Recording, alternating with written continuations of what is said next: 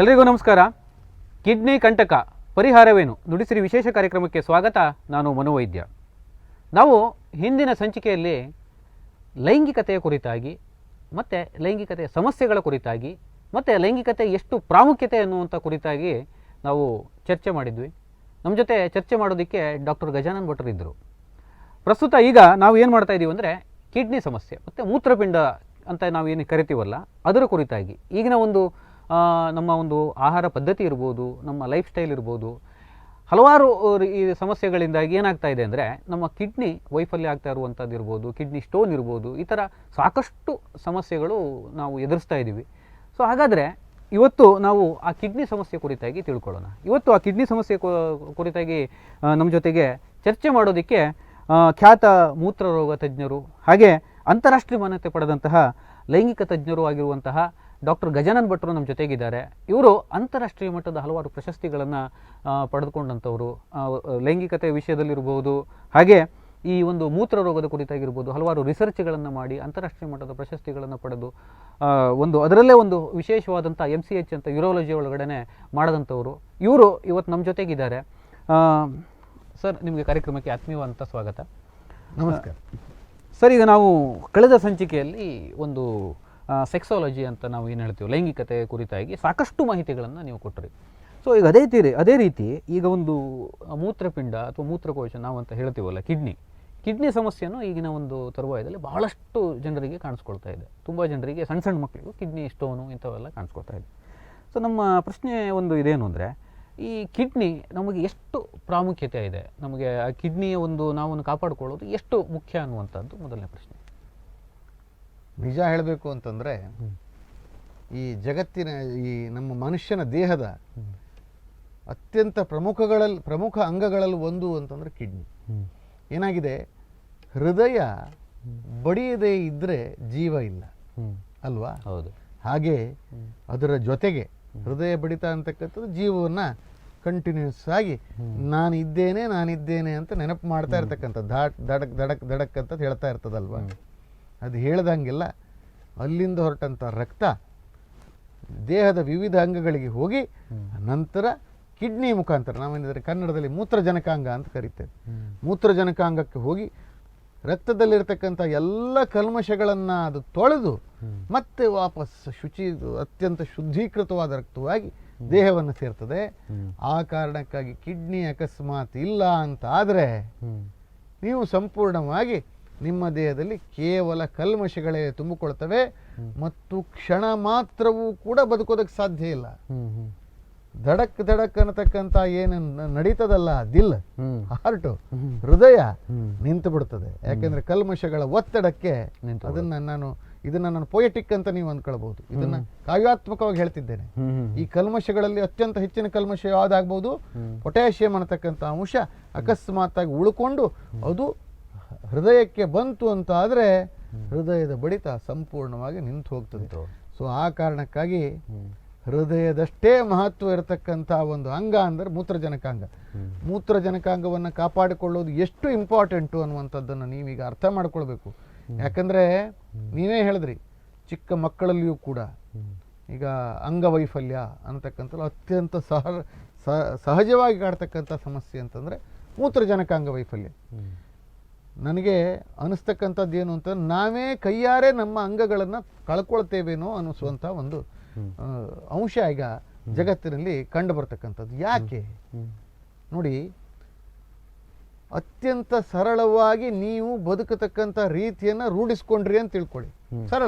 ಸರಳ ಅಂದರೆ ನೀವು ಅತ್ಯಂತ ಮುಂಜಾನೆ ಬೆಳಗಿನ ಜಾವ ಎದ್ದು ಕೈ ಕಾಲು ತೊಳ್ಕೊಂಡು ಒಂದು ಅರ್ಧ ಗಂಟೆ ಯೋಗ ಮಾಡಿ ನಂತರ ಹೀಗೆ ಒಂದು ಶುದ್ಧ ಗಾಳಿಯಲ್ಲಿ ವಾಕಿಂಗ್ ಮಾಡಿಕೊಂಡು ನಂತರ ತಿಂಡಿ ತಿಂದ್ಕೊಂಡು ಸ್ನಾನ ಮಾಡಿ ಸೀದಾ ಅಂದಿನ ಕೆಲಸ ಕಾರ್ಯಗಳನ್ನು ಮುಗಿಸಿ ಸಂಜೆ ದೇವರ ಭಜನೆಯನ್ನು ಮಾಡಿ ನೀವು ಒಂದು ತಕ್ಕ ಮಟ್ಟಿನ ಆಹಾರವನ್ನು ತೆಗೆದುಕೊಂಡು ಮಲ್ಕೊಂಡು 8 ತಾಸು ನಿದ್ದೆ ಮಾಡಿ ಎದ್ರಿ ಅಂತ ಆದರೆ ನಿಮಗೆ ಯಾವ ರೋಗ ಬರ್ಲಿಕ್ಕೆ ಸಾಧ್ಯನೇ ಇಲ್ಲ.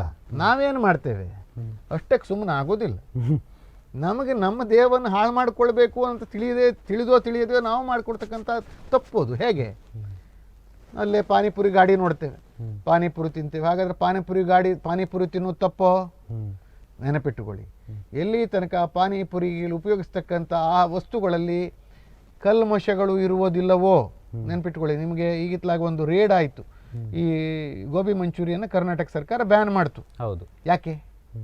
ಅದರಲ್ಲಿ ಒಂದು ಕೆಟ್ಟ ಅಂಶ, ಅದರಲ್ಲಿ ಹಾಕ್ತಕ್ಕಂಥ ಕೆಂಪು ಬಣ್ಣ, ಅದು ಲಿವರಿಗೆ ಹಾನಿ ಮಾಡ್ತದೆ ಅಂತ ಬ್ಯಾನ್ ಮಾಡ್ತಲ್ಲ, ಆ ಥರ ಎಷ್ಟೋ ಅಂಶಗಳು ಈತಕ್ಕಂಥ ಸಂಸ್ಕರಿತ ಆಹಾರ ಪದಾರ್ಥಗಳಲ್ಲಿ ಇರ್ತವೆ ಅನ್ನುವಂಥದ್ದು ನಮ್ಮ ಗಮನಕ್ಕೆ ಬಂದದ್ದರಿಂದ ನಾವೇನು ಮಾಡ್ತೇವೆ, ಅದು ರುಚಿ ಅನಿಸೋ ಕಾರಣಕ್ಕೆ ಅವ್ರು ಹಾಕ್ತಾರೆ ಅನ್ನೋ ಕಾರಣದಿಂದ ನಾವು ತಿಂತಾನೆ ಹೋಗ್ತೇವೆ, ನಾವು ನಮ್ಮ ದೇಹದಲ್ಲಿ ಶೇಖರಿಸ್ಕೊಳ್ತಾ ಹೋಗ್ತೇವೆ.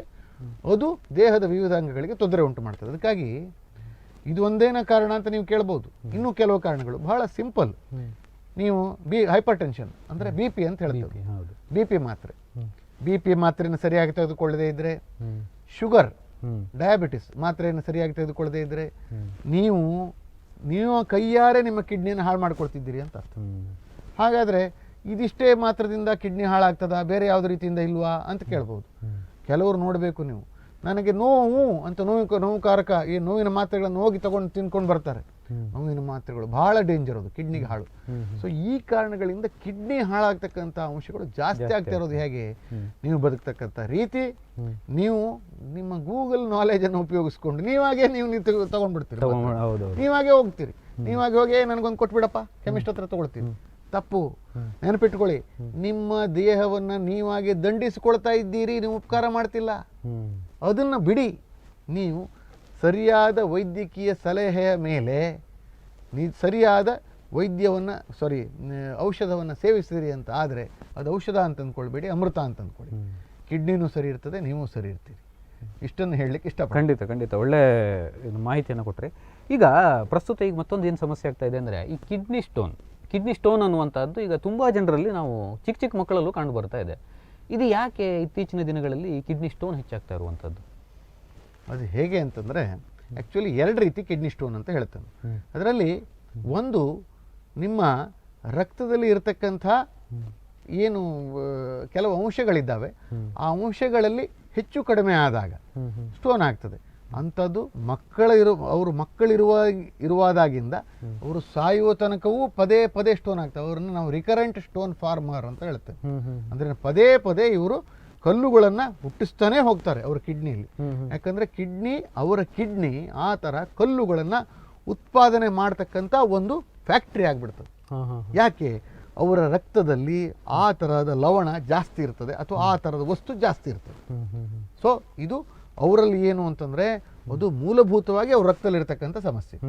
ಇನ್ನೊಂದು ಸಮಸ್ಯೆ ಏನು ಗೊತ್ತಾ? ಪ್ರತಿಯೊಂದು ಕಿಡ್ನಿಯಲ್ಲೂ ಕೂಡ ಅದು ಮಾಡ್ತಕ್ಕಂಥ ಕೆಲಸ ಏನು? ನಾನು ಸಿಂಪಲ್ ಆಗಿ ವೈಜ್ಞಾನಿಕ ಅಲ್ಲ, ಹಾಗೆ ಹೇಳ್ತೇನೆ ಕೇಳಿ. ಮನೆಯಲ್ಲಿ ಜರಡಿ ನೋಡಿದ್ದೀರಾ? ಜರಡಿ ನೋಡಿದ್ದೀರಾ? ಆ ಜರಡಿಯಲ್ಲಿ ನೀವು ಏನನ್ನು ಹಾಕಿ ನೀವು ಗಾಳಿಸಿ ಇದ್ದಂಥದ್ದು ಕೆಳಗಡೆ ನೀರು ಹೋಗ್ತದೆ, ಮೇಲ್ಗಡೆ ಎಲ್ಲ ಕಲ್ಮಶ ಕೂತ್ಕೊಳ್ತದಲ್ವ? ಅದೇ ತರಹ ನೀವು ಅದು ಕಿಡ್ನಿ ಮಾಡ್ತಕ್ಕಂಥ ಅದೇ ಕೆಲಸ. ಆ ಜರಡಿಯಲ್ಲಿ ಇರ್ತಕ್ಕಂಥದ್ದೆಲ್ಲ ಮೇಲಿಂದು ಎಲ್ಲ ದಪ್ಪದ ವಸ್ತುಗಳಿದ್ದಾವಲ್ಲ, ಅದು ಕಲ್ಲು ಮಾಡಲಿಕ್ಕೆ ಮೂಲವಾಗಿ ಸ್ರೋತ ಅಂದ್ರೆ ಸ್ರೋತವಾಗಿ ಕಾಣಿಸ್ಕೊಳ್ತದೆ. ಅದರ ಮೇಲೆ ಉಪ್ಪಿನ ಅಂಶ, ಲವಣಾಂಶ. ನೀವು ಸಾಣಿಕಟ್ಟ ಉಪ್ಪು ನೋಡಿದ್ದೀರಿ, ಹೌದಾ? ಹೇಗಾಗ್ತದೆ ಉಪ್ಪು? ಒಂದ್ರ ಮೇಲೆ ಕೂತ್ಕೊಂಡು ದೊಡ್ಡ ಆಗ್ತಾ ಹೋಗ್ತದೆ. ಅದೇ ತರ ಆ ಮೂಲದ ಮೇಲೆ ಉಪ್ಪಿನ ಅಂಶಗಳು ಕೂತ್ಕೊಂಡು ಲವಣಾಂಶಗಳು ತುಂಬಿಕೊಂಡು ಕಲ್ಲು ದೊಡ್ಡ ಆಗ್ತಾ ಹೋಗ್ತದೆ. ಹಾಗಾದ್ರೆ ಎಲ್ಲರಲ್ಲೂ ಆಗ್ತದ? ನೆನಪಿಟ್ಟುಕೊಳ್ಳಿ, ಎಲ್ಲಾ ಕಿಡ್ನಿಯಲ್ಲೂ ಕೂಡ ಕಲ್ಲು ಮಾಡತಕ್ಕಂಥ ಅಂಶಗಳು ಇದ್ದೇ ಇದ್ದಾವೆ. ಹಾಗಾದ್ರೆ ಎಲ್ರಿಗೂ ಯಾಕಾಗುದಿಲ್ಲ? ಯಾಕಾಗುದಿಲ್ಲ ಅನ್ನುವಂಥದ್ದು ನೆನಪಿಟ್ಟುಕೊಳ್ಳಿ. ಯಾವಾಗ ಸಾಣಿಕಟ್ಟದಲ್ಲಿ ಉಪ್ಪು ಹೆಂಗಾಗ್ತದೆ? ನೆನಪಿಟ್ಟುಕೊಳ್ಳಿ, ಆ ನೀರನ್ನ ಅವರು ಬಿಸಿಲಿಗೆ ಬಿಡ್ತಾರೆ, ನೀರಿನ ಅಂಶ ಕಡಿಮೆ ಆಗ್ತದೆ, ಡಿಹೈಡ್ರೇಷನ್. ನೀರಿನ ಅಂಶ ಕಡಿಮೆ ಆದ್ಮೇಲೆ ಉಪ್ಪು ಶೇಖರ ಆಗ್ತದೆ, ಹೌದಾ? ಹಾಗೆ ದೇಹದಲ್ಲೂ ಕೂಡ ನೀವು ನೀರಿನ ಅಂಶವನ್ನು ಕಡಿಮೆ ಮಾಡಿದ್ರಿ ಅಂತಂದ್ರೆ ಕಿಡ್ನಿಲಿ ಸ್ಟೋನ್ ಆಗುತ್ತೆ. ನೀವು ನೀರು ಕುಡಿತಾ ಇರಿ, ನಿಮ್ಮ ದೇಹ ಚೆನ್ನಾಗಿರ್ತದೆ. ನಾವು ನೀರು ಕುಡಿತಾನೇ ಇರಬೇಕು. ನಮ್ಮ ಪ್ರಾಬ್ಲಮ್ ಏನು ಅಂತಂದ್ರೆ, ನಾವು ಬೇಕಾದಷ್ಟು ಈಗ ಏನಾಗ್ಬಿಟ್ಟಿದೆ, ಈಗ ಕೋಕಾ ಕೋಲಾ, ಪೆಪ್ಸಿ, ಮಿರಿಂಡಾ ಇಂಥದ್ರಲ್ಲೇ ಇಷ್ಟ ನಮ್ಗೆ ಬಿಟ್ರೆ ನಾವು ನೀರನ್ನು ಮರೆತು ಬಿಟ್ಟಿದ್ದೇವೆ. ಅದನ್ನೇ ಜಾಸ್ತಿ ಕುಡಿದ್ಬಿಡ್ತೀವಿ. ಅದನ್ನೇ ಕುಡಿದ್ಬಿಡೋದು. ಈಗ ನೋಡಿ ನೀವು, ಅದು ಏನಾಗ್ತದೆ, ಅದು ದೇ ಆರ್ ಎರೇಟೆಡ್ ಡ್ರಿಂಕ್ಸ್ ಅಂದ್ರೆ ಹೇಗೆ? ಅದು ಅವು ಕುಡಿಯೋದು ತಪ್ಪ ಅಂತ ಕೇಳ್ಬೋದು. ನಾನು ತಪ್ಪು ಅಂತ ಹೇಳ್ತಿಲ್ಲ, ಆದ್ರೆ ನೆನಪಿಟ್ಟುಕೊಳ್ಳಿ, ಎರೇಟೆಡ್ ಡ್ರಿಂಕ್ಸ್ ನಲ್ಲಿ ಗ್ಯಾಸ್ ಜಾಸ್ತಿ. ನೀವು ಕುಡಿದ ತಕ್ಷಣ ನಿಮಗೆ ಒಂದು ಸೆಸೈಟಿ ಫೀಲಿಂಗ್ ಬರ್ತದೆ. ಏನಂತೇಳಿ, ಹೊಟ್ಟೆ ತುಂಬೋಯ್ತು ಅಂತ ತೆಗೆದು, ಅದು ಯಾಕೆ ಬರ್ತದೆ? ಅಲ್ಲಿ ಇರತಕ್ಕಂಥ ಗ್ಯಾಸಿಂದ ಬರ್ತದೆ, ನಿಜವಾಗಿ ನಿಮ್ಮ ಹೊಟ್ಟೆ ತುಂಬಿರೋದಿಲ್ಲ. ಅದೇ ನೀರು ಕುಡೀರಿ ನೀವು ಕೊಡಗಟ್ಲೆ ಕುಡಿದ್ರು ಕೂಡ ತೇಗ್ ಬರುವಂಥ ಚಾನ್ಸ್ ಕಡಿಮೆ. ಸೊ ಯಾಕೆ ಅದಕ್ಕೆ ಹೇಳ್ತಿರೋದು, ನೀವು ದೇಹವನ್ನು ಶುದ್ಧೀಕರಣ ಮಾಡಬೇಕು ಅಂತ ಆದರೆ ನೀರು ಕುಡಿಬೇಕು. ನೀರು ಕುಡಿದಷ್ಟು ಒಳ್ಳೇದು. ನನಗೆ ಎಷ್ಟೋ ಸಲ ಹೇಳ್ತಾರೆ, ಅಲ್ಲ ನೀವು ನೀರು ಕುಡಿದು ಒಳ್ಳೇದು ಅಂತ ಎಲ್ಲರೂ ಹೇಳ್ತಾರೆ, ಆದ್ರೆ ಪ್ರಾಸ್ಟೇಟ್ ಸಮಸ್ಯೆ ಇರುವವರಿಗೆ ಕುಡಿಬೇಡ ಅಂತ ಹೇಳ್ತಿರಲ್ಲ ಅಂತ. ಇದನ್ನು ನಾನಿಲ್ಲಿ ಅತ್ಯಂತ ಹೆಚ್ಚಾಗಿ ಮೆನ್ಷನ್ ಮಾಡಬೇಕು. ಯಾಕೆಂದ್ರೆ ಪ್ರತಿಯೊಂದು ಗಂಡಸಿಗೂ ಕೂಡ ಪ್ರಾಸ್ಟೇಟ್ ಅಂತಕ್ಕಂಥ ಒಂದು ಗ್ರಂಥಿ ಇದೆ. ಅದು ಆಲ್ಮೋಸ್ಟ್ ಒಂದು 12ರಿಂದ 15 ml ಅದರದ್ದು ಸೈಜು. ಅದು 40 ವರ್ಷದ ನಂತರ ದೊಡ್ಡ ಆಗ್ತದೆ. ಆ ಥರ ದೊಡ್ಡ ಆದಾಗ ನೀವು ನೀರನ್ನು ಕುಡಿಯತಕ್ಕಂಥ ನೀರು ಮತ್ತು ನೀವು ಹೊರಗೆ ಹಾಕ್ತಕ್ಕಂಥ ನೀರನ್ನು ಒಂದು ಬ್ಯಾಲೆನ್ಸನ್ನು ಮೇಂಟೈನ್ ಮಾಡ್ಕೊಂಡು ಹೋಗ್ಬೇಕು. ಈ ನೀವು ಇದೆ ಅಂತೇಳಿ ಒಂದು ಕೊಡ ಕುಡಿಯೋದಲ್ಲ, ಆಯ್ತಾ? ಕಿಡ್ನಿ ಸ್ಟೋನ್ ಆಗತಕ್ಕಂಥ ವಯಸ್ಸು ಯಾವಾಗ? ನೀವು ಸಿಕ್ಕಾಪಟ್ಟೆ ಆಕ್ಟಿವ್ ಯಾವಾಗ ಇರ್ತೀರಿ? ಯಂಗ್ ಏಜಲ್ಲಿ ಇರ್ತೀರಿ. ಟೀನ್ಸ್ ಅಂದರೆ 16, 17, 18, 19, 20, 20, 30, 35, 40, 45 ತನಕ ಆಗ್ತದೆ. 50 ನಂತರ 60ಕ್ಕೂ ಆಗ್ತದೆ ಅಂತ ಆದರೆ ನೀವು ಕುಡಿಯತಕ್ಕಂಥ ನೀರಿನ ಪ್ರಮಾಣದಲ್ಲಿ ಹೆಚ್ಚು ಕಡಿಮೆ ಇದೆ ಅಂತ ಲೆಕ್ಕ. ಅಂದ್ರೆ ನೀವು ಕೆಲಸ ಆ ಟೈಮಲ್ಲಿ, ಈಗ ಮನುಷ್ಯ ಆಕ್ಟಿವ್ ಇರ್ತಾನೆ 60 ವರ್ಷಕ್ಕೂ, ಆ ಟೈಮಲ್ಲಿ ಬೆವರು ಜಾಸ್ತಿ ಬರ್ತದೆ, ನೀರು ಕುಡ್ದಿಲ್ಲ. ಆದ್ರೆ ಯಂಗ್ ಏಜ್ ಅಲ್ಲಿ ಸ್ಟೋನ್ ಫಾರ್ಮ್ ಆಗುವಂಥದ್ದು ಜಾಸ್ತಿ. ವಯಸ್ಸಾದಂತೆಲ್ಲ ಸ್ಟೋನ್ ಫಾರ್ಮೇಶನ್ ಕಡಿಮೆ, ಅವಾಗ ಪ್ರಾಸ್ಟೇಟ್ ತೊಂದರೆ ಜಾಸ್ತಿ ಆಗ್ತಾವೆ ಗಂಡಸರಲ್ಲಿ. ಹೆಂಗಸರಲ್ಲಿ ಪ್ರಾಸ್ಟೇಟ್ ಇರೋದಿಲ್ಲ. ಅವರಲ್ಲಿ ಏನಾಗ್ತದೆ ಅಂತಂದ್ರೆ ಈಸ್ಟ್ರೋಜನ್ ಇರತಕ್ಕಂಥ ಹಾರ್ಮೋನ್, ಈಸ್ಟ್ರೋಜನ್ ಹೇಳ್ತಕ್ಕಂಥ ಹಾರ್ಮೋನ್ ಎಲ್ಲಿ ತನಕ ಇರ್ತದೆ ಅವ್ರು ಮುಟ್ಟಾಗ್ತಾರೆ.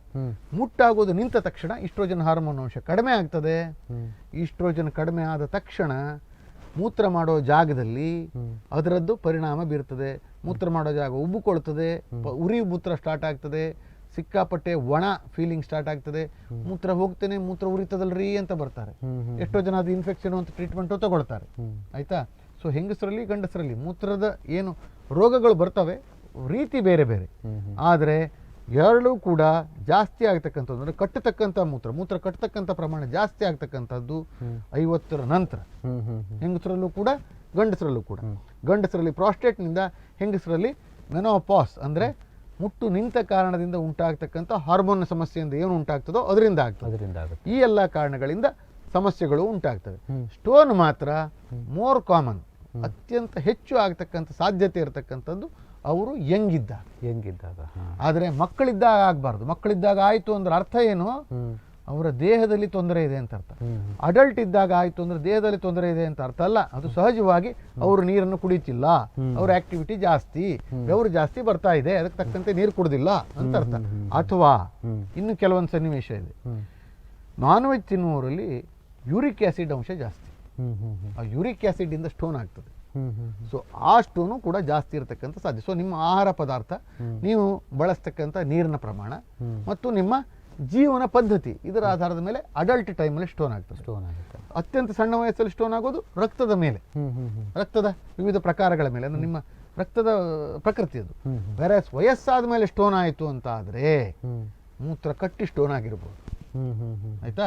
ಸೊ ಈ 3 ಪ್ರಕಾರಗಳನ್ನು ನಾವು ಅರ್ಥ ಮಾಡ್ಕೊಳ್ಬೇಕು. ನಾನು ಯಾವ ಘಟ್ಟದಲ್ಲಿದ್ದೇನೆ, ನಾನು ಎಷ್ಟು ನೀರು ಕುಡಿಬೇಕು, ನಾನು ಎಷ್ಟು ಕೆಲಸ ಮಾಡಬೇಕು, ನಾನು ಏನನ್ನು ಮಾಡಬೇಕು, ಹೇಗೆ ಮಾಡಬೇಕು ಅನ್ನುವಂಥದ್ದನ್ನು ದಯವಿಟ್ಟು ವೈದ್ಯಕೀಯ ಸಲಹೆ ಮೂಲಕ ಮಾಡಿ.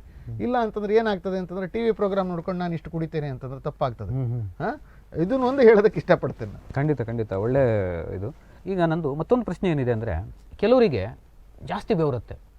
ಜಾಸ್ತಿ ಬೆವರವರಲ್ಲಿ ಮೂತ್ರ ಹೋಗೋದು ಸ್ವಲ್ಪ ಕಡಿಮೆ, ಕೆಲವರಿಗೆ ಕಡಿಮೆ ಬೆವರುತ್ತೆ, ಅವರಿಗೆ ಮೂತ್ರದ ಹೋಗುವಂಥ ಪ್ರಮಾಣ ಜಾಸ್ತಿ ಇರುತ್ತೆ. ಈ ನನ್ನ ಪ್ರಶ್ನೆ ಏನು ಅಂದರೆ, ಜಾಸ್ತಿ ಬೆವರವರಿಗೆ ಕಿಡ್ನಿ ಸ್ಟೋನ್ ಆಗೋ ಸಾಧ್ಯತೆಗಳಿದೆಯಾ? 100%. ಈಗ ಅದನ್ನೇ ಮಾತಾಡಿದ್ದು. ಏನಾಗ್ತದೆ ಅಂತಂದ್ರೆ, ಬೆವರುವವರು ಅವರು ಸರಿಯಾಗಿ ನೀರನ್ನು ಕುಡಿಲಿಲ್ಲ ಅಂತಂದ್ರೆ ಸಾಧ್ಯತೆ ಜಾಸ್ತಿ ಇದೆ. ನೀರು ಕುಡಿತಾ ಇದ್ರೆ ಏನೂ ಆಗೋದಿಲ್ಲ. ಮತ್ತೊಂದೇನು, ಸ್ವೇದ ಗ್ರಂಥಿ, ಅದರಿಂದ ಏನು ಬೆವರು ಉತ್ಪಾದನೆ ಆಗ್ತದೆ ಅದಕ್ಕೂ ಮತ್ತು ಮೂತ್ರಕ್ಕೂ ಡೈರೆಕ್ಟ್ ಕನೆಕ್ಷನ್ ಇಲ್ಲ. ಅದ ಕಾರಣಕ್ಕೆ ಬೆವರುತ್ತದೆ ಅನ್ನೋ ಮಾತ್ರ ಕಿಡ್ನಿ ಸ್ಟೋನ್ ಆಗೇ ಬಿಡ್ತದೆ ಅಂತ ಹೇಳಲಿಕ್ಕೆ ಬರುವುದಿಲ್ಲ. ಆದ್ರೆ ಬೆವರು ಅವರು ಏನು ನೆನಪಿಟ್ಟುಕೊಳ್ಬೇಕು ಅಂತಂದ್ರೆ, ನನಗೆ ನೀರನ್ನ ಹೊರ ಹಾಕ್ತಕ್ಕಂಥ ಅಂಗ ಕಿಡ್ನಿ ಮಾತ್ರ ಅಲ್ಲ, ನನ್ನ ಚರ್ಮವೂ ಕೂಡ. ಚರ್ಮದ ಮೂಲಕ ಹೋಗ್ತಾ ಇದೆಯಲ್ಲ ಬೆವರು. ಸೊ ಚರ್ಮವೂ ಆ ಕೆಲಸವನ್ನ ಜಾಸ್ತಿಯಾಗಿ ಮಾಡ್ತದೆ, ಸಹಜವಾಗಿ ಮಾಡಲೇಬೇಕು. ಯಾವ್ಯಾವ ದೇಹದ ಯಾವ್ಯಾವ ಅಂಗಗಳಿಂದ ಹೊರ ಹೋಗ್ತದೆ ನೀರು ಅನ್ನುವಂಥದ್ದನ್ನು ನೀವು ನೆನಪಿಟ್ಟುಕೊಳ್ಬೇಕು. ಯಾವ್ಯಾವ ಅಂಗದಿಂದ ಹೋಗ್ತದೆ? ಮೊದಲನೇದು ನಾವು ನಮ್ಮ ಚರ್ಮದಿಂದ ಹೋಗ್ತದೆ, ಕಿಡ್ನಿಯಿಂದ ಹೋಗ್ತದೆ, ಗುದದ್ವಾರದಿಂದ ಹೋಗ್ತದೆ, ನೀವು ತಗೋತಕ್ಕಂಥ ಆಹಾರದಿಂದ ಹೋಗ್ತದೆ. ಹೌದಾ? ಈ 3 ಅಂಗಗಳಿಂದ ಹೋಗ್ತಾ ಇರೋದ್ರಿಂದ ನೀವು ಈ 3 ಅಂಗಗಳಿಂದ ಹೋಗುವಂಥದ್ದು, ಕೆಲವರಲ್ಲಿ ಒಂದು ಅಂಗದಲ್ಲಿ ಜಾಸ್ತಿ ಹೋಗ್ತದೆ, ಕೆಲವರಲ್ಲಿ ಮತ್ತೊಂದು ಅಂಗದಲ್ಲಿ ಜಾಸ್ತಿ ಹೋಗ್ತದೆ. ಅದರ ಮೇನ್ ಇರತಕ್ಕಂಥದ್ದು ಕಿಡ್ನಿ. ಆಯ್ತಾ? ಸೊ ಹೀಗಿರ್ಬೇಕಾದ್ರೆ ಕೆಲವರಲ್ಲಿ ಇದು ಆಫ್ಸೆಟ್ ಆದಾಗ ಇನ್ನು ಕೆಲವು ಅಂಗಗಳಿಂದ ಜಾಸ್ತಿ ಹೋಗ್ತದೆ ಅಂದಾಗ ಅದನ್ನು ನಿಮ್ಗೆ ಕಂಪನ್ಸೇಟ್ ಮಾಡೋದಕ್ಕೆ ನಿಮ್ಗೆ ಗೊತ್ತಿರಬೇಕು. ಗೊತ್ತಿದ್ರೆ ಸ್ಟೋನ್ ಆಗೋದಿಲ್ಲ. ಮತ್ತೆ ಸ್ಟೋನ್ ಅನ್ನತಕ್ಕಂಥದ್ದು ಅತ್ಯಂತ ದೊಡ್ಡ ತೊಂದರೆ ಅಂತ ಅಲ್ಲ, ಆದರೆ ಆದವರಿಗೆ ಅನುಭವ ಇದೆಯಲ್ಲ, ನನ್ನಷ್ಟು ದೊಡ್ಡ ತೊಂದರೆ ಬೇರೆಯವ್ರಿಗೆ ಇಲ್ಲ ಅನಿಸುವಂಥ ಫೀಲಿಂಗ್ ಇರ್ತದೆ. ಯಾಕೆಂದರೆ ಆ ನೋವು ಅದನ್ನು ನಾನು ಯಾವತ್ತೂ ಕೇಳೋದಿದೆ.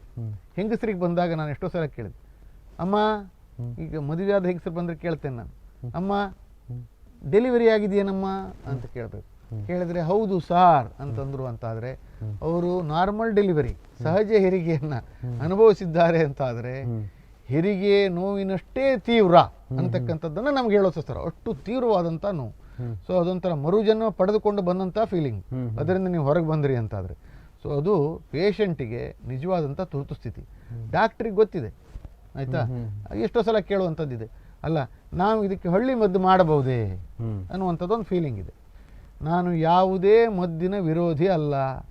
ಹಾಗಂತ ಹೇಳಿ ಯಾವ ಮದ್ದು ವೈಜ್ಞಾನಿಕವಾಗಿ ಸಿದ್ಧವಲ್ಲವೋ ಅದನ್ನು ಸರಿ ಅಂತ ಹೇಳುವಂಥದ್ದು ಅತ್ಯಂತ ತಪ್ಪು ಅನ್ನುವಂಥದ್ದು ನನ್ನ ಭಾವನೆ. ಏನಾಗ್ತದೆ, ಎಷ್ಟೋ ಸಲ ಜನ ಅಂತಾರೆ, ಈ ಆಧುನಿಕ ವೈದ್ಯ ಪದ್ಧತಿಯ ವೈದ್ಯರೆಲ್ಲರೂ ಕೂಡ ಈ ನಮ್ಮ ಏನು ಸಾಂಪ್ರದಾಯಿಕವಾದಂಥ ವೈದ್ಯ ಪದ್ಧತಿ ಏನಿದೆಯೋ ಇದರ ವಿರೋಧಿಗಳು ಅನ್ನುವಂಥ ಒಂದು ಭಾವನೆಯನ್ನು ಹುಟ್ಟಾಕ್ಬಿಡ್ತಾರೆ. ಹೌದೌದು, ದೇವರಾಣೆಗೂ ಅದು ಸುಳ್ಳು. ಅದು ಏನು ಅಂತಂದರೆ ಪ್ರಾಬ್ಲಮ್ ಎಲ್ಲಿ ಬರ್ತದೆ, ಸಮಸ್ಯೆ ಎಲ್ಲಿ ಬರ್ತದೆ ಅಂತಾದರೆ ಈ ವೈದ್ಯ ಪದ್ಧತಿಯವರು ಅದನ್ನು ಯಾವುದೇ ರೀತಿಯ ವೈಜ್ಞಾನಿಕ ಚರ್ಚೆಗಾಗಲಿ ವೈಜ್ಞಾನಿಕ ತರ್ಕಕ್ಕಾಗಲಿ ಕೊಡೋದೇ ಇಲ್ಲ. ನಾನು ಎಷ್ಟೋ ಸಲ ಕೇಳಿದ್ದೇನೆ, ಅವರು ಪದ್ಧತಿಯವರು ಈಗ ನನಗೆ ಸಿಗ್ತಾರೆ, ಎದರ ಬದರ ನಮಗೆ ಆಗ್ತೇವೆ ಇದನ್ನು. ಯಾಕಂದರೆ ನೀವು ಈಗ ಉತ್ತರ ಕನ್ನಡದಲ್ಲಿ ನಾನು 13 ವರ್ಷಗಳ ಹಿಂದೆ ನಾನು ಬಂದಾಗ ನಾನು ಪ್ರಪ್ರಥಮ ಮೂತ್ರಾಂಗ ತಜ್ಞ ಇಲ್ಲಿ ಬಂದಾಗ. ಹಾಗಂತೇಳಿ ಅಲ್ಲಿ ತನಕ ನೀವು ಹಳ್ಳಿ ಔಷಧಿ ಕೊಡ್ತಕ್ಕಂಥವ್ರು ನನ್ನ ಲೆಕ್ಕಂತ 1000 ಗಟ್ಟಲೆ ಜನ ಇರ್ಬೋದು ಈ ಏರಿಯಾದಲ್ಲಿ, ಅಲ್ವಾ? ಈಗ ಒಂದೇ ಸಲಕ್ಕೆ ಅವ್ರಿಗೆ ಒಂದು ವಿರೋಧಿ ಬಂದಂಗೆ ಆಗ್ಬಿಟ್ಟಿರ್ಬೇಕು. ನಾ ಬಂದಾಗ ಎಷ್ಟೋ ಜನ ವಿರೋಧಿಗಳು ಈಗ ನನ್ನ ಎದುರ ಬದರ ಸಿಕ್ಕಾಗ ಅವ್ರು ಹೇಳಿದ್ದದೆ, ಅಲ್ಲ ನಾವು ಎಂತದ್ರಿ ಮಾರ್ಯಾರ, ನಾವು ಕೊಟ್ಟ ಔಷಧ ಕೊಟ್ವಿ ಅಂತಾದ್ರೆ ಕರಗೆ ಹೋಗ್ತದೆ ಕಲ್ಲು ಅಂತ. ಆಮೇಲೆ ಹೇಗೆ ಗೊತ್ತಾಗ್ತದೆ ಸರ್ ಅದು ಕರಗಿ ಹೋಗ್ತದೆ ಅಂತ ಕೇಳಿದಾಗ CT ಸ್ಕ್ಯಾನ್ ಮಾಡಿ ನೋಡ್ತೇವೆ, ಕಲ್ಲೇ ಇರುವುದಿಲ್ಲ ಅಂಥೇಳಿ. ನೆನಪಿಟ್ಟುಕೊಳ್ಳಿ, ಯಾವ ತರಹದ ಕಲ್ಲುಗಳು ಕರಗ್ತವೆ ಗೊತ್ತಾ? ಯೂರಿಕ್ ಆಸಿಡ್ ಕಲ್ಲು ಮಾತ್ರ ಕರಗ್ತದೆ, ಬೇರೆ ಯಾವ ಕಲ್ಲು ಕರಗುವುದಿಲ್ಲ. ಯಾಕೆಂದ್ರೆ ನಿಮ್ಗೆ ಕಲ್ಲು ಹೊಡಿಬೇಕಾದ್ರೆ ನೀವು ಒಂದ್ಸಲ ಬಂದು ನಿಂತ್ಕೊಂಡು ನೋಡಿ, ನಮಗೆ ಹೊಡೆಯತಕ್ಕಂಥ ಸ್ಟೇನ್ಲೆಸ್ ಸ್ಟೀಲ್ ರಾಡ್ ಮುರಿತದೆ, ಅಷ್ಟು ಗಟ್ಟಿರ್ತದೆ, ಅಷ್ಟು ಕಲ್ಲು ಕರೀತದೆ, ಹೇಗೆ ಅದು ಕರಗ್ತದೆ ಹೇಗೆ ಸರ್? ಸೊ ಅದಕ್ಕೆ ಹಾಗೆಲ್ಲ ಕಲ್ಲುಗಳು ಕರಗುವುದು ಅಷ್ಟು ಈಸಿ ಇಲ್ಲ. ಎಲ್ಲ ಕಲ್ಲುಗಳು ಕರಗೋದಿಲ್ಲ, ಕೆಲವೊಂದು ಕಲ್ಲುಗಳು ಕರಗ್ತವೆ. ಅದಕ್ಕೆ ಕೊಡ್ತಕ್ಕಂಥ ಔಷಧ ನಿಮ್ಮ ಹಳ್ಳಿ ಮದ್ದಿನಲ್ಲಿ ಅದನ್ನು ಕರಗಿಸ್ತಕ್ಕಂಥ ಅಂಶ ಇದ್ರೆ ಕರಗ್ತದೆ. ಆದರೆ ಎಲ್ಲದನ್ನೂ ಕೂಡ ನಾನು ಕರಗಿಸ್ತೇನೆ ಅಂತಕ್ಕಂಥದ್ದು ಮೂರ್ಖತನ ಅಂತ ನಾನು ಹೇಳ್ತೇನೆ. ನಾನು ಏನು ಹೇಳೋದು, ಎಲ್ಲದಕ್ಕೂ ರಾಮಬಾಣ ಅಂತಕ್ಕಂಥ ಔಷಧಿ ಕಲ್ಲಿಗೆ ಇನ್ನೂ ಹುಟ್ಟೇ ಇಲ್ಲ, ಮೂತ್ರರೋಗದ ಕಲ್ಲಿಗೆ. ಆ ಕಾರಣಕ್ಕಾಗಿ ಆ ಮರುಳಿಗೆ ಒಳಗಾಗಿ ನಲ್ಲ ಕಲ್ಲುಗಳನ್ನು ನಾನು ಕರಗಿಸಿ ಬಿಡ್ತೇನೆ, ನನ್ನ ಕಲ್ಲುಗಳಿಗೆ ಬೇರೆ ಯಾವ ಮದ್ದೂ ಬೇಡ, ಆಧುನಿಕ ವೈದ್ಯ ಪದ್ಧತಿಯೇ ಬೇಡ ಅನ್ನುವಂಥದ್ದು ಬಿಡಿ. ಯಾವ ವೈದ್ಯ ಪದ್ಧತಿಯೂ ನಿಮ್ಮನ್ನು ಕೊಲ್ಲಲಿಕ್ಕೆ ಹೊರಟಿಲ್ಲ. ಆದರೆ ಸಮಯಕ್ಕೆ ಸರಿಯಾಗಿ ಚಿಕಿತ್ಸೆ ತೆಗೆದುಕೊಳ್ಳಿ, ಕಿಡ್ನಿ ಉಳಿಸ್ಕೊಳ್ಳಿ.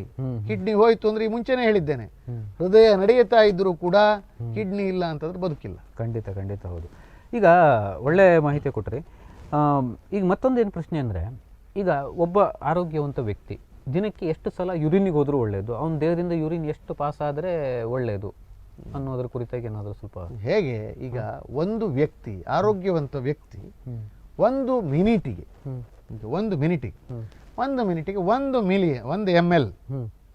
ಮಿಲಿ ಮೂತ್ರವನ್ನು ಉತ್ಪಾದನೆ ಮಾಡುತ್ತಾನೆ ಸಹಜವಾಗಿ ಅಂತ ಲೆಕ್ಕ. ಸೊ ಅದು 1.5 ಲೀಟರ್ ಅಥವಾ 1800 ml ಆಗ್ತದೆ, ಆಯ್ತಾ?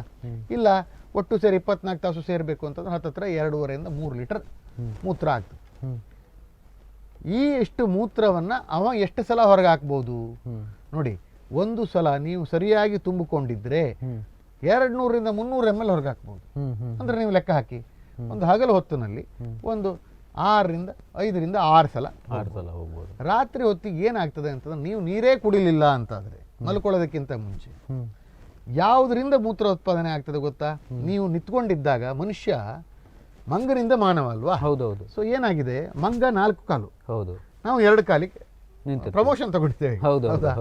ಸೊ 2 ಕಾಲಿಗೆ ಪ್ರಮೋಷನ್ ತಗೊಂಡ ನಂತರ ನೀವು ಹಗಲೊತ್ತಿಗೆ ನಡೀತಾ ಇರಬೇಕಾದ್ರೆ ರಕ್ತ ಕಾಲುಗಳಲ್ಲಿ ಪೂಲ್ ಆಗ್ತದೆ. ಆಯ್ತಾ. ಆ ಪೂಲಾದಂತಹ ರಕ್ತ ನೀವು ಮಲ್ಕೊಂಡ್ರಿ ಅಂತ ತಕ್ಷಣ ನೀವು ಎದೆ ಲೆವೆಲ್ಲು ಮತ್ತು ಕಾಲಿನ ಲೆವೆಲ್ ಒಂದೇ ಲೆವೆಲ್ ಬರ್ತದಲ್ಲ, ಆವಾಗ ದೇಹದಲ್ಲಿ ರೀಡಿಸ್ಟ್ರಿಬ್ಯೂಷನ್ ಅಂತ ಹೇಳ್ತೇವೆ. ಆಯ್ತಾ, ಮರು ಹಂಚಿಕೆ ಆಗ್ತದೆ ದೇಹದಲ್ಲಿ. ಮರು ಹಂಚಿಕೆ ಆದಾಗ ಏನಾಗ್ತದೆ, ರಕ್ತ ಕಿಡ್ನಿಗೆ ಹೋಗ್ತಕ್ಕಂಥ ಜಾಸ್ತಿ. ಸೊ ಆವಾಗ ನಿದ್ರೆಯಲ್ಲಿಯೂ ಕೂಡ ಸಂಜೆ ಹೊತ್ತಿಗೂ ಕೂಡ ಮೂತ್ರ ಉತ್ಪಾದನೆ ಆಗ್ತದೆ. ನೀವು ಯಂಗ್ ಏಜ್ನಲ್ಲಿ ಏನು ಅಂತಂದರೆ, ನೀವು 50 ವರ್ಷ ಆಗೋದಕ್ಕಿಂತ ಮುಂಚೆ 500 ml ಅನ್ನು ಕಟ್ಟಿಕೊಳ್ಳುವಷ್ಟು ತಾಕತ್ತು ನಿಮಗಿದೆ. ಸೊ ಅದಕ್ಕೆ ಬೆಳಗ್ಗೆ ಎದ್ದು ಕೂಡ ಮೂತ್ರಕ್ಕೆ ಹೋಗ್ತೀರಿ, ಬಹಳ ದೊಡ್ಡ ಮೂತ್ರ ಬರ್ತದೆ. ಆದರೆ 50 ದಾಟಿದಂತೆಲ್ಲ ಪ್ರಾಸ್ಟೇಟ್ ಗ್ರಂಥಿ ದೊಡ್ಡ ಆಗ್ತದೆ. ಅದು ಏನು ಮಾಡ್ತದೆ, ಈ ಮೂತ್ರ ಏನು ಆಕ್ಯುಪೈ ಮಾಡ್ತಕ್ಕಂಥ ಜಾಗವನ್ನು ಅದು ಆಕ್ಯುಪೈ ಮಾಡ್ತದೆ. ನೀವು ಪ್ರಾಸ್ಟೇಟ್ ಗ್ರಂಥಿ ನೋಡ್ಬೇಕು, ಚಿತ್ರವನ್ನು ಎಲ್ಲಿ ನೋಡಿದ್ರು ಗೊತ್ತಾಗ್ತದೆ. ಹೇಗಿರ್ತದೆ ಅಂದ್ರೆ, ಈ ಮೂತ್ರ ಚೀಲ ಹೀಗಿದೆ ಅಂತಂದ್ರೆ ಪ್ರಾಸ್ಟೇಟ್ ಗ್ರಂಥಿ ಹೀಗಿರ್ತದೆ, ಹೀಗೆ ಉಬ್ಕೊಂಡು ಉಬ್ಕೊಂಡು ಉಬ್ಕೊಂಡು ಒಳಗೆ ಬರ್ತದೆ. ಸೊ ಮೂತ್ರ ಇರತಕ್ಕಂಥ ಜಾಗವನ್ನು ತಿಂತದೆ. ಸೊ ನೀವು ಮೂತ್ರ ಚೀಲ ಮೊದಲೇ ತುಂಬಿದೆ ಅನ್ನುವಂಥ ಫೀಲಿಂಗ್ ಬರ್ತದೆ ತುಂಬೋಕ್ಕಿಂತ ಮುಂಚೆನೆ, ಯಾಕಂದ್ರೆ ಅರ್ಧ ಇದು ಆಲ್ರೆಡಿ ತುಂಬಿರ್ತದೆ. ಸೊ ಅದರಿಂದ ನೀವು ಪದೇ ಪದೇ ಮೂತ್ರಕ್ಕೆ ಹೋಗ್ಬೇಕು ಅಂತ ಅನಿಸ್ತದೆ. ಸೊ ರಾತ್ರಿ ಹೊತ್ತು ಪದೇ ಪದೇ ಹೋಗ್ಬೇಕು ಅಂತ ಅನಿಸ್ತು ಅಂತ ಆದ್ರೆ ನೀವು ಒಂದ್ಸಲ ಡಾಕ್ಟರ್ನ ಕಾಣಬೇಕು. ಯಾಕೆ ಅಂತಂದ್ರೆ ಅದು ಪ್ರಾಸ್ಟೇಟ್ ಗ್ರಂಥಿ ದೊಡ್ಡದಾಗಿದೆ ಅನ್ನತಕ್ಕಂಥ ಲಕ್ಷಣ ಅಂತ ಹೇಳಬಹುದು. ಹಾಗಂತೇಳಿ 100ಕ್ಕೆ 100 ಅದೇನಾ? 100ಕ್ಕೆ 100 ಅದೇ ಅಂತ ಹೇಳ್ಬೇಕಾದ್ರೆ ಅದಕ್ಕೆ ಕೆಲವೊಂದು ವಿಧಿವಿಧಾನಗಳಿದ್ದಾವೆ, ಅದನ್ನ ತಪಾಸಣೆ ಮಾಡಿದ್ರೆ ತಿಳಿತದೆ. ಆದರೆ ದಯವಿಟ್ಟು ಸ್ವಯಂ ವೈದ್ಯ ಮಾಡಬೇಡಿ, ಅದು ಒಳ್ಳೇದಲ್ಲ. ನನಗೆ ಎಷ್ಟೋ ಸಲ ನೋಡಿದ್ದೇನೆ, ನಮ್ಮ ಪಕ್ಕದ ಮನೆಗೆ ಡಾಕ್ಟರ್ ಅದನ್ನೇ ಕೊಟ್ಟಿದ್ರ, ಅದಕ್ಕೆ ನಾನು ಅದನ್ನೇ ತಗೊಂಡೆ. ಅದು ಆಗುದಿಲ್ಲ. ಎರಡು ಮನುಷ್ಯ ಒಂದೇ ರೀತಿ ಎಲ್ಲ ರೀತಿಯಲ್ಲಿ ಇದ್ರೂ ಕೂಡ ಅವರ ದೇಹದ ಪ್ರಕೃತಿ ಬೇರೆ. ಆ ಕಾರಣಕ್ಕೆ ಆ ಪಕ್ಕದವನಿಗೆ ಕೊಟ್ಟಿದ್ದು ನನಗೂ ಆಗ್ತದೆ ಅನ್ನುವಂಥ ಭಾವನೆ ಬೇಡ ಅಂತ, ದೇಹ ಪ್ರಕೃತಿಗಳು ಬದಲಾವಣೆ. ಹೌದೌದು. ಯಾಕೆಂದ್ರೆ ಎಷ್ಟೋ ಸಲ ಅನಿಸ್ತದೆ, ನನಗೆ ನಡೀತದ್ರಿ ಅಂತ ಹೇಳಿ, ನಿಮ್ಗೆ ಮೊದಲು ನಡೀತದೆ ಅಂತ ಅನಿಸ್ತದೆ, ಕಡೆಗೆ ಏನು ತಾಗುದೇ ಇಲ್ಲ ಅಂತ ಡಾಕ್ಟರ್ ಹತ್ರ ಹೋದಾಗ, ಅರೆ ಇದನ್ನು ಕೊಟ್ಟರು ತಾಗ್ಲಿಲ್ವಾ ಅಂತ ಡಾಕ್ಟರ್ ನನ್ನ ಹತ್ರ ಇವತ್ತು ಮಾತ್ರ ನೋಡಿದ್ದೇನೆ ಅಂತ ಪೇಷಂಟ್ ಅನ್ನು. ಇದನ್ನು ಕೊಟ್ಟರು ತಾಗ್ಲಿಲ್ಲ, ನನಗೆ ಆಶ್ಚರ್ಯ. ಅವನು ಅನವಶ್ಯಕವಾಗಿ ತಗೊಂಡಿದ್ದಾನೆ ಔಷಧ, ಪಕ್ಕದ ಮನೆಯವರು ಕೊಟ್ಟಿದ್ರು ಅಂತೇಳಿ. ಈಗ ಅವನು ಇರುವಂತ ರೋಗವೇ ಬೇರೆ, ಅವನು ತಗೊಂಡಿದ್ದ ಔಷಧವೇ ಬೇರೆ, ಏನ್ ಮಾಡ್ಲಿಕ್ಕಾಗ್ತದೆ? ಸೊ ಅದಕ್ಕೆ ದಯವಿಟ್ಟು ಈ ಕೆಲವೊಂದು ನಿಮಗೆ ಈ ಲಕ್ಷಣಗಳು ಬಂತು ಅಂದ ತಕ್ಷಣ ವೈದ್ಯರನ್ನ ಕಾಣಿ. ಆದ್ರೆ ನೀವಾಗಿ ದಯವಿಟ್ಟು ಸ್ವಯಂ ವೈದ್ಯ ಮಾಡಬೇಡಿ. ಸರ್, ನೀವು ಹೇಳಿದ್ರಲ್ಲ ಪ್ರಾಸ್ಟೇಟ್ ಗ್ರಂಥಿ ಅಂತ, ಅದು 50 ವಯಸ್ಸಿನ ನಂತರ ಮಾತ್ರ ದೊಡ್ಡ ಆಗುತ್ತೆ. ಅದಕ್ಕೂ ಮುಂಚೆ ಏನಾದ್ರು ದೊಡ್ಡ ಆಗೋ ಸಾಧ್ಯತೆಗಳು, ಅಂದರೆ ಈಗ 35 ವರ್ಷಕ್ಕೆ 40 ವರ್ಷಕ್ಕೆ ಆ ಥರ ದೊಡ್ಡ ಆಗೋ ಸಾಧ್ಯತೆಗಳಿರುತ್ತೆ. ಅದು ಹೇಗೆ ಪ್ರಾಸ್ಟೇಟ್ ಗ್ರಂಥಿ ದೊಡ್ಡ ಆಗಲಿಕ್ಕೆ ಕಾರಣ ಏನು ಅನ್ನುವಂಥದ್ದನ್ನು ನೀವು ಅರ್ಥ ಮಾಡ್ಕೊಳ್ಳಿ. ಪ್ರಾಸ್ಟೇಟ್ ಗ್ರಂಥಿಯ ಬೆಳವಣಿಗೆ ಕಾರಣ ಮನುಷ್ಯನ ಗಂಡಸಿನ ದೇಹದಲ್ಲಿರ್ತಕ್ಕಂಥ ಟೆಸ್ಟೋಸ್ಟಿರಾನ್ ಅಂಶ, ಟೆಸ್ಟೋಸ್ಟಿರಾನ್ ಹಾರ್ಮೋನ್ ಜಾಸ್ತಿ ಇದ್ದ ಹಾಗೆ, ಅದು ಜಾಸ್ತಿ ಇದ್ದ ಹಾಗೆ ಗ್ರಂಥಿಯ ಬೆಳವಣಿಗೆ ಜಾಸ್ತಿ. ಏನಾಗ್ತದೆ, ಮೊದಲು ಇರತಕ್ಕಂಥ ಏನು ಗ್ರಂಥಿ ಬೆಳವಣಿಗೆ ಆಗ್ತಾ ಹೋದ ಹಾಗೆ ಮನುಷ್ಯನ ದೇಹದಲ್ಲಿ ಅವನ ಮೂತ್ರ ಚೀಲ ಒತ್ತುವ ಕೆಪಾಸಿಟಿಯನ್ನು ಹಾಗೆ ಇಟ್ಕೊಂಡಿರ್ತದೆ. ಯಾವಾಗ ಹೆಂಗಿರ್ಬೇಕಾದ್ರೆ, ವಯಸ್ಸಾದ ಹಾಗೆಲ್ಲ. ನೀವು ಸ್ಥಿತಿಸ್ಥಾಪಕತ್ವ ಅಂತ ಕನ್ನಡದಲ್ಲಿ ಕೇಳಿದ್ದೀರಿ, ಇಲಾಸ್ಟಿಸಿಟಿ. ಈಗ ನೀವು ಇಲಾಸ್ಟಿಕ್ ಹೇಳ್ದಂಗೆ ಮೂತ್ರ ತುಂಬುತ್ತು ಅಂತ ಕೂಡ ಚೀಲ ದೊಡ್ಡ ಆಗ್ತದೆ. ಹೌದಾ? ಆ ದೊಡ್ಡ ಆಗೋ ಕೆಪಾಸಿಟಿ ನೀವು 50ರ ನಂತರ ಕಡಿಮೆ ಆಗ್ತದೆ, ಸ್ಥಿತಿಸ್ಥಾಪಕತ್ವ ಕಡಿಮೆ ಆಗ್ತದೆ. ಕಡಿಮೆ ತುಂಬಿದ ಮೂತ್ರವು ನನಗೆ ಜಾಸ್ತಿ ತುಂಬಿದೆ ಅಂತ ಅನ್ಸುತ್ತೆ. ಆವಾಗ ಏನಾಗ್ತದೆ ಅಂತಂದ್ರೆ, ಸೊ ಅದು ಕೆಳಗಿಂದ ಬೆಳೀತಾ ಇರತಕ್ಕಂಥ ಪ್ರಾಸ್ಟೇಟು, ಸ್ಥಿತಿಸ್ಥಾಪಕತ್ವ ಕಡಿಮೆ ಆಗ್ತಾ ಇರತಕ್ಕಂಥ ಮೂತ್ರ ಚೀಲ, ಎರಡೂ ಒಂದಕ್ಕೊಂದು ಹೊಂದಿಕೊಂಡು ತೊಂದರೆಗಳು ಸ್ಟಾರ್ಟ್ ಆಗೋದು 50ರ ನಂತರ. ಹಾಗಂತೇಳಿ ಮೊದಲು ಬೆಳೆಯುವುದಿಲ್ವಾ? ಮೊದಲು ಬೆಳೆದ್ರೂ ಕೂಡ ತೊಂದರೆ ಕೊಡೋದು ಕಡಿಮೆ, ಸಮಸ್ಯೆಗಳಾಗುದಿಲ್ಲ. ಬೇರೆ 50ರ ನಂತರ ತೊಂದರೆಗಳು ಜಾಸ್ತಿ. ಸೊ ಆ ಕಾರಣಕ್ಕೆ ಒಂದು ಸಲ ತೊಂದರೆ ಆಯಿತು ಅಂತ ಆದರೆ ನೀವೇನು ಮಾಡಬೇಕು? ತಕ್ಷಣ ವೈದ್ಯರನ್ನು ಕಾಣಬೇಕು. ನೀವು ತೆಗೆದುಕೊಳ್ತಾ ಇರತಕ್ಕಂಥ ನೀರಿನ ಪ್ರಮಾಣದಲ್ಲಿ ಏನಾದರೂ ಬದಲಾವಣೆ ಬೇಕಾ? ಆಹಾರ ಪದಾರ್ಥದಲ್ಲಿ ಏನಾದರೂ ಬದಲಾವಣೆ ಬೇಕಾ? ನಾನು ತಗೊಳ್ತಕ್ಕಂಥ ಗುಳಿಗೆ ಸರಿ ಇದೆಯಾ? ಏನಾದರೂ ಗುಳಿಗೆಯಿಂದ ಈ ಥರ ಆಯ್ತಾ? ಯಾಕಂದ್ರೆ BP ಶುಗರ್ ಇದಕ್ಕೆಲ್ಲ ಗುಳಿಗೆ ತಗೊಳ್ತೀರಿ, ಆ ಟೈಮ್ ಏನಾಯ್ತು ಅನ್ನುವಂಥದ್ದನ್ನು ನೋಡ್ಕೊಳ್ಬೇಕಾದ್ ಬಹಳ ಇಂಪಾರ್ಟೆಂಟ್. ಒನ್ಸ್ ಅದರಿಂದ ಏನೂ ತೊಂದರೆ ಇಲ್ಲ ಅಂತ ಆದರೆ ನೀವು ಈ ಪ್ರಾಸ್ಟೇಟ್ ಅನ್ನುವಂಥ ಗ್ರಂಥಿಯನ್ನು ಕೇವಲ ಔಷಧಗಳಿಂದಲೇ ಮ್ಯಾನೇಜ್ ಮಾಡ್ತಕ್ಕಂಥ ಪರಿಸ್ಥಿತಿ ಈಗ ಇದೆ. ಮೊದಲಿನ ಕಾಲದಲ್ಲಾಗಿದ್ರೆ ಯಾವಾಗಲೂ ಅದಕ್ಕೊಂದು ಆಪರೇಷನ್ ಮಾಡಲೇಬೇಕು. ಈ ಸಹಜವಾಗಿ ಜನಸಾಮಾನ್ಯರು ಹೇಳ್ತಕ್ಕಂಥ ಲೇಸರ್ ಆಪರೇಷನ್ ಅಂತ ಹೇಳ್ತಾರೆ. ಅದರಲ್ಲಿ ಲೇಸರ್ನ ಬಳಸಬೇಕು ಅಂತಿಲ್ಲ. ಲೇಸರ್ ಬಳಸಿದ್ರೆ ಸಿಕ್ಕಾಪಟ್ಟೆ ಕಾಸ್ಟ್ಲಿ, ನಿಮ್ಗೆ 3 ಲಕ್ಷಕ್ಕಿಂತ ಜಾಸ್ತಿ ಬಿಲ್ ಆಗ್ತದೆ ಸಹಜವಾದಂಥ ಆಸ್ಪತ್ರೆಗೆ. ಆದರೆ ಅದನ್ನ ಎಂಡೋ ಕಟಿಂಗ್ ಅಂತ ಹೇಳ್ತೇವೆ ನಾವು. ಅಂದರೆ ಒಂದು ಎಂಡೋಸ್ಕೋಪ್ ಅಂತಕ್ಕಂಥ ಅಂತರ್ದರ್ಶಕವಾಗಿ ಒಳಗೆ ಹಾಕ್ತಕ್ಕಂಥ ಅಂತರ್ದರ್ಶಕ ಮೂತ್ರನಾಳದ ಮೂಲಕ ಒಳಗೆ ನೋಡಿಕೊಂಡು ಅದನ್ನು ಒಳಗೆ ಬೆಳೆದಿರ್ತಕ್ಕಂಥ ಏನು ಗ್ರಂಥಿ ಇದೆಯೋ ಅದನ್ನು ಕ್ಲೀನ್ ಮಾಡ್ತಾರೆ. ಎಷ್ಟೋ ಸಲ ಜನರ ಅನಿಸಿದೆ, ಅಲ್ಲ ಒಂದ್ಸಲ ಕ್ಲೀನ್ ಮಾಡಿದ್ರೆ ಪರ್ಮನೆಂಟ್ ಏನ್ರಿ ಮತ್ತೆ ಬರೋದಿಲ್ವಾ? ಇಲ್ಲ, ನೆನಪಿಟ್ಕೊಳ್ಳಿ, ಏನು ಕಣ್ಣಿಗೆ ಕಾಣುತ್ತದೋ ಅದನ್ನು ನಾವು ತೆಗೆದಿದ್ದೇವೆ. ಹಾಗಂತೇಳಿ ಬೆಳೆಯುವ ಸ್ಥಿತಿಯನ್ನು ಬಂದ್ ಮಾಡಿಬಿಟ್ಟಿದ್ದೇವೋ? ಇಲ್ಲ. ನೀವು ನಿಮ್ಮ ಜೀವ ಇರುವ ತನಕವೂ ಟೆಸ್ಟೋಸ್ಟಿರಾನ್ ಉತ್ಪಾದನೆ ಆಗ್ತಾನೆ ಇರ್ತದೆ, ಅದು ಬೆಳಿತಾನೆ ಇರ್ತದೆ. ನೀವು ಟೆಸ್ಟೋಸ್ಟಿರಾನ್ ನಿಲ್ಲಿಸಿದ ತಕ್ಷಣ ಪ್ರಾಸ್ಟೇಟ್ ಬೆಳವಣಿಗೆ ನಿಲ್ತದೆ. ಟೆಸ್ಟೋಸ್ಟಿರಾನ್ ನಿಲ್ಲಿಸುವುದು ಹೇಗೆ ಹಾಗಾದ್ರೆ? ಟೆಸ್ಟೋಸ್ಟಿರಾನ್ ಉತ್ಪಾದನೆ ಆಗ್ತಕ್ಕಂಥ ನಿಮ್ಮ ವೃಷಣದಲ್ಲಿ, ಅಂಡಾಶಯ ಇರೋದು ಹೆಂಗಸರಿಗೆ. ಸೊ ನಿಮ್ಮ ವೃಷಣದಲ್ಲಿ, ವೃಷಣ ಎಲ್ಲಿ ತನಕ ಇರ್ತದೆಯೋ ಅಲ್ಲಿ ತನಕ ನಿಮ್ಗೆ ಟೆಸ್ಟೋಸ್ಟಿರಾನ್ ಇರ್ತದೆ. ವೃಷಣ ತೆಗೆದು ಬಿಡ್ಬಹುದಾ ನೀವು ಕೇಳ್ಬೋದು. ವೃಷಣ ತೆಗೆದ್ರೆ ನಿಮ್ಗೆ ಪೌರುಷ್ಯ, ನಿಮ್ಗೊಂದು ಪೌರುಷ ಅನ್ನುವಂಥ ಒಂದು ಫೀಲಿಂಗ್ ಇರ್ತದಲ್ಲ, ಅದು ಹೋಗ್ಬಿಡ್ತದೆ. ಮತ್ತೆ ವೃಷಣ ಟೆಸ್ಟೋಸ್ಟಿರಾನ್ ಕಡಿಮೆ ಆಯ್ತು ಅಂದ್ರೆ ಡಯಾಬಿಟಿಸ್ ಬರ್ತಕ್ಕಂಥ ಚಾನ್ಸ್ ಜಾಸ್ತಿ, ಹಾರ್ಟ್ ಅಟ್ಯಾಕ್ ಬರ್ತಕ್ಕಂಥ ಚಾನ್ಸ್ ಜಾಸ್ತಿ, ಎಲ್ಲ ತೊಂದರೆ ಇರೋದು. ಅನವಶ್ಯಕ ವೃಷಣ ತೆಗಿಬಾರ್ದು. ಎಷ್ಟೋ ಸಲ ಜನ ಹೇಳ್ತಾರೆ ನನ್ನ ಹತ್ರ, ಅಲ್ಲ ಅದು ತೆಗೆದ್ರೆ ಆರಾಮಿರ್ತೇನೆ, ತೆಗೆದ್ಬಿಡ್ರಿ ಅದನ್ನ. ಇಲ್ಲ, ಹಾಗೆಲ್ಲ ತೆಗಿಲಿಕ್ಕೆ ಬರುವುದಿಲ್ಲ. ದೇವರು ಕೊಟ್ಟದ್ದನ್ನು ಚೆನ್ನಾಗಿ ಇಟ್ಕೊಳ್ಬೇಕು. ಎಲ್ಲಿ ತನಕ ಬರ್ತದೋ ಅಲ್ಲಿ ತನಕ ಕೇವಲ ಔಷಧಗಳ ಮೂಲಕ ಮ್ಯಾನೇಜ್ ಮಾಡಬೇಕು.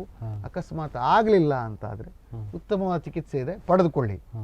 ಒಂದರಿಂದ ಒಂದು ವೈದ್ಯರನ್ನ ಬದಲಾವಣೆ ಮಾಡೋದ್ರಿಂದ ಉಪಯೋಗ ಇಲ್ಲ.